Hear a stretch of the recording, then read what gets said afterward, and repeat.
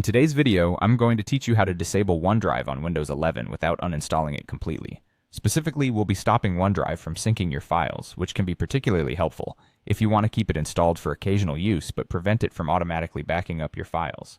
Now let's dive right in and show you exactly how to do that. First, you'll need to locate the OneDrive cloud icon. You can usually find this in the system tray, which is located near the clock at the bottom right corner of your screen. If the icon isn't immediately visible, don't worry. You might need to click on the small upward arrow to see the hidden icons, and there it should be. Once you spot the cloud icon, give it a click to initiate the process.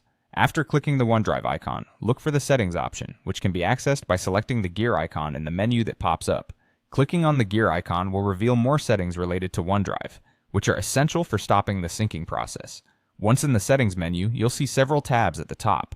The one you're interested in is the Account tab. Go ahead and click on it to proceed to account-related options.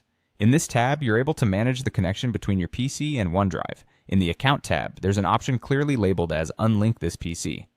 When you click on this, a prompt will appear asking you to confirm your decision to unlink your PC from OneDrive. Confirm this action when prompted. Unlinking your PC effectively stops OneDrive from syncing without having to uninstall it. This means all your files will remain on your computer without being backed up to OneDrive automatically.